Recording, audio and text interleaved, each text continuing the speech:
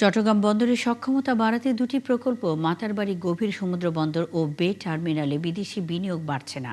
প্রায় ৬ বিলিয়ন মার্কিন ডলারের বিনিয়োগ সম্ভাবনা থাকা সত্ত্বেও আন্তর্জাতিক অপারেটর ও বিনিয়োগকারীরা নতুন মেগা প্রকল্পের বদলে বন্দরের এনসিটি, সিসিটি এবং জিসিবির দিকেই নজর দেওয়া হচ্ছে। অথচ বে টার্মিনাল এবং মাতারবাড়িতে বিশাল বিনিয়োগের সিদ্ধান্তটি ঝুলে আছে বছরের পর বছর। সাইফুল ইসলাম শিল্পীর তথ্য ও ছবিতে প্রতিবেদন। চট্টগ্রাম বন্দরের বে টার্মিনাল প্রকল্পটি বাস্তবায়িত হলে বছরে প্রায় ৬০ লাখ টিইইউ কন্টেইনার পরিচালনার সক্ষমতা তৈরি হবে এবং বড় আকারের জাহাজ সরাসরি ভিড়তে পারবে বন্দরে। সেই প্রকল্প বাস্তবায়নে ২০২৪ সালে বিশ্বব্যাংক $৬৫০ মিলিয়ন অর্থায়ন অনুমোদন করে। বাকি কাজ শেষ করার জন্য বেসরকারি অংশীদার ও আন্তর্জাতিক টার্মিনাল অপারেটরদের বিনিয়োগ দরকার। আরেক মেগা প্রকল্প মাতারবাড়ি গভীর বন্দরের জেটি টার্মিনাল শেড এবং ইয়ার্ড নির্মাণের কাজ চলছে অনেকটা ধীর গতিতে।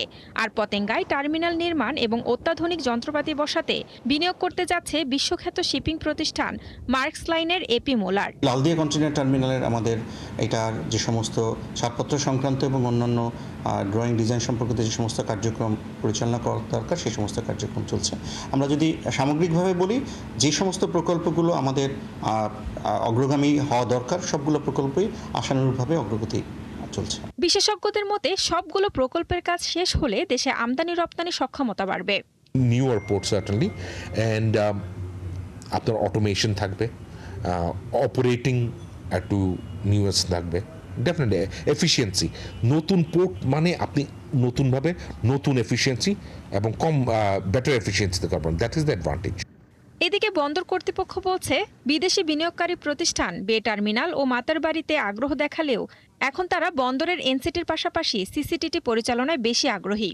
নতুন বন্দর তৈরি হবে, নতুন টার্মিনাল তৈরি হতে হবে, যেটা বে টার্মিনালে হচ্ছে, যেটা লালদিয়াতে হচ্ছে এবং মাতারবাড়িতে হচ্ছে। এই রকম নতুন টার্মিনালে বিনিয়োগটা আসা উচিত, যেটাকে আমরা গ্রিনফিল্ড বিনিয়োগ বলছি। তো পুরাতন বন্দরের ভিতরে বিনিয়োগে বেশি উৎসাহী, এটা কোনোভাবে ভালো হতে পারে না। সবশেষ এনসিটি পরিচালনার বিদেশি প্রতিষ্ঠান ডিপি ওয়ার্ল্ডকে দেয়া না দেওয়ার বিষয়ে নৌপরিবহন মন্ত্রণালয় থেকে দেয়া দুটি চিঠি ভাবিয়ে তুলেছে বন্দর কর্তৃপক্ষকে। শান্তা ইসলাম, ৭১।